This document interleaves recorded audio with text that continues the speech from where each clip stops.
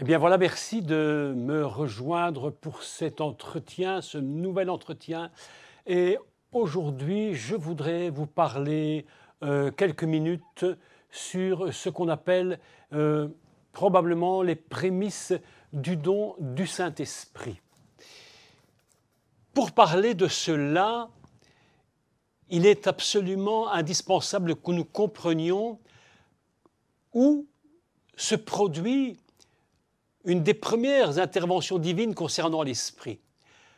Pour ce faire, je voudrais vous rappeler un récit de la Torah dans le livre de la Genèse concernant Abraham. Il faut que vous sachiez premièrement, mais je pense que plusieurs d'entre vous le savez, c'est que le nom d'Abraham, en réalité, n'était pas celui-là dès le début. Abraham s'appelait donc Abram.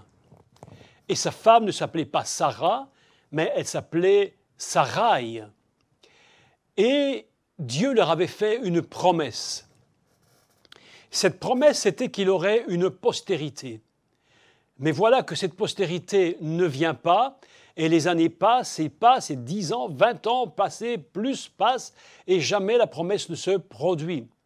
Jusqu'au moment où quelque chose de très, très particulier va se faire dans la vie de Abraham.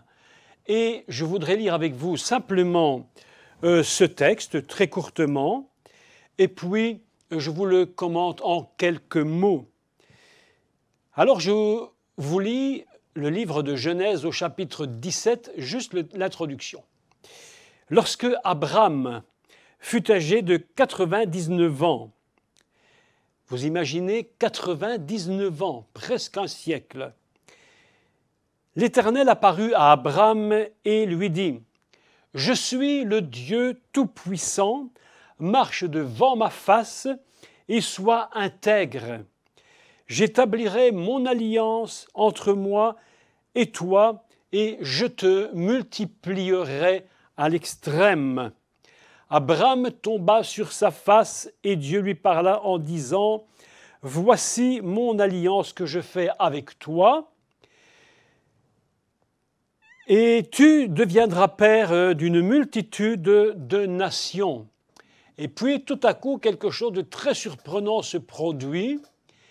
Dieu va lui dire ceci : « On ne t'appellera plus Abraham, mais ton nom sera Abraham, car je te rends père d'une multitude de nations. » Autrement dit, la promesse s'accomplira. Et puis, au verset 15, Dieu lui parle et lui dit : « Dieu dit à Abraham, cette fois, tu ne donneras plus à Sarai, ta femme, le nom de Sarai, mais son nom sera Sarah. » Voilà un texte très, très, très intéressant concernant la promesse de Dieu. Qu'est-ce que l'on peut dire à ce sujet ? Eh bien que une promesse de Dieu n'est jamais qu'une promesse. Dieu a dit : « J'ai fait sur toi des projets de bonheur et non de malheur. » Mais mes amis, il faut que vous sachiez qu'un projet n'est jamais qu'un projet. Et il ne se développe qu'au niveau de notre imagination, de nos rêves proprement. On pourrait même dire qu'un projet peut devenir un rêve pour nous. Abraham, lui, il a reçu un rêve. Quel est son rêve ? Le rêve d'Abraham, c'est d'avoir un fils, une postérité. Et Dieu lui promet cette postérité, lui dit : « Mais je te donnerai une postérité. Ce ne sera pas celle que tu imagines. Ce sera véritablement une intervention miraculeuse. » La Torah nous enseigne qu'il ne pouvait pas avoir, sa femme ne pouvait pas avoir d'enfant. Alors Dieu vient lorsqu'il a 99 ans. Vous imaginez, depuis 24 ans, il attend. Les années ont passé et rien ne s'est produit.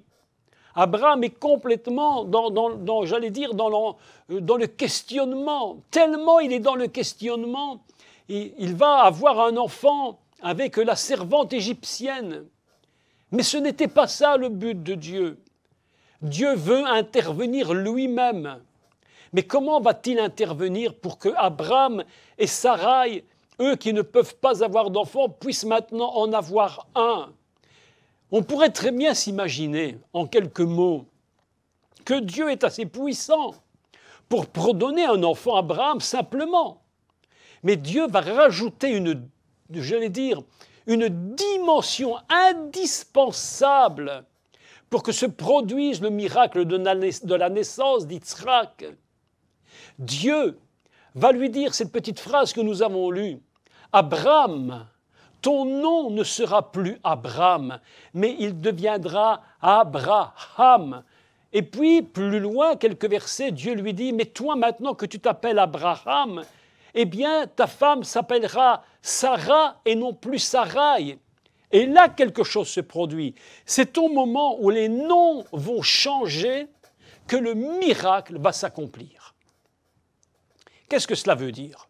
Eh bien, que la lettre hébraïque qui a changé le nom d'Abraham en Abraham, mes amis, c'est là le secret, le mystère dévoilé de la naissance d'Yitzhak. Le mystère dévoilé de la naissance de cet enfant attendu, c'est le changement de nom. Mais comment ce nom s'est-il changé? Et pourquoi Dieu voulait-il que ce nom soit changé? Comment va-t-il s'y prendre? Eh bien, je fais rapidement une petite explication pour vous expliquer que le nom sublime qu'on appelle, nous en français, l'Éternel, est construit sur 4 lettres hébraïques. La première, c'est le Yud, la plus petite lettre de tout l'alphabet hébraïque, là où Yeshua va dire « Celui qui enlève la plus petite lettre, il sera le plus petit ». Il s'agit du Yud, la première lettre du nom divin, sublime. L'Éternel, c'est Yud. La deuxième, c'est He, une lettre qui n'a pas de son. C'est comme le H en français, il n'a pas de son, il n'est qu'un souffle. C'est ce qu'on appelle en hébreu la lettre du souffle. Et puis la lettre Vav, la troisième lettre, qui va unir la quatrième lettre, qui elle aussi est une lettre qui est le He, la lettre du souffle divin. Et Dieu dit à Abraham, écoute-moi bien Abraham, je vais faire pour toi quelque chose d'absolument inimaginable. Je vais faire descendre la lettre de mon nom, le He, la lettre du souffle, je vais la faire descendre et je vais l'introduire dans ton nom.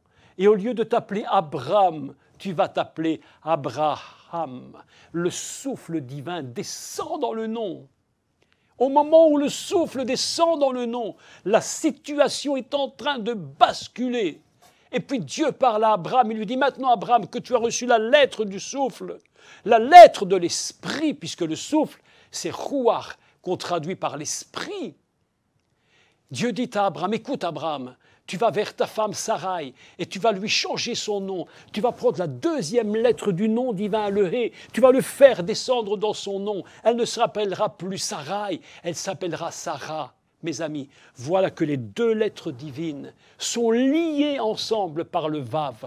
La troisième lettre, elles s'unissent ensemble. Écoutez le secret maintenant. Je vous parle du secret. Le He, dans la Torah, il y a une valeur de 5. Et le He de Abraham également 5.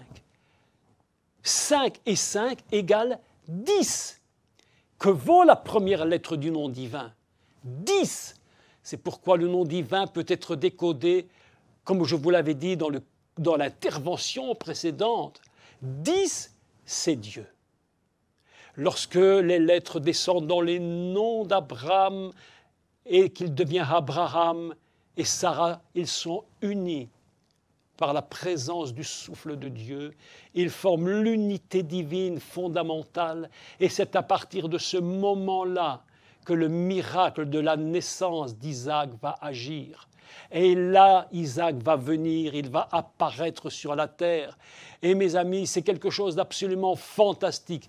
Et qu'est-ce qu'on peut dire en conclusion de cela? Pour le faire très courtement, Yeshua le Messie a dit « Il vous est avantageux que je m'en aille afin que je vous envoie quoi? Le Ruach, c'est-à-dire le souffle. » Et au moment où les 120 sont dans la chambre haute, Yeshua avait dit à ses disciples qui étaient là, attendez, ne partez pas, il y a quelque chose qui va descendre du ciel vers vous, ce sera ce que le Père a promis, le souffle de Dieu. Et ainsi comme Abraham et Sarah sont unis par le souffle de l'Esprit, au moment de ce qu'on appelle Shavuot, la Pentecôte, le Saint-Esprit, le souffle descend, il va imprégner et rentrer dans la totalité de tous ceux qui se trouvent là. Ils se voient complètement transformés. Et le nom de tous ces gens qui se trouvaient là, qui qu'ils soient, a été transformé. Mais transformé en quoi ? Quel est le changement de nom qui se produit ? Mes amis, lorsque le souffle de Dieu vient dans ta vie, lorsque le souffle de Dieu vient dans ma vie, ton nom change. Mais tu me diras, mais je m'appelle toujours le même. Moi, je m'appelle Jacques, je m'appelle Paul, je m'appelle Pierre, je m'appelle Marcel. Ça ne change rien. Mais tu te trompes si tu crois cela.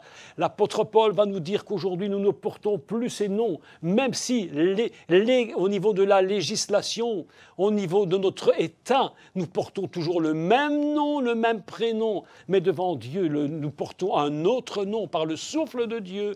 Et ce nom, c'est ce que Paul appelle, vous portez le beau nom de Yeshua, le Messie Jésus. Ainsi, par le Saint-Esprit, c'est à ce moment même que le secret se produit. Et c'est à ce moment extraordinaire que vous et moi, nous sommes capables de produire ce que jamais vous n'auriez produit auparavant. Tout ce que nous faisons sans l'Esprit, tout ce que nous faisons sans le souffle divin va produire des naissances qui ne sont pas de Dieu.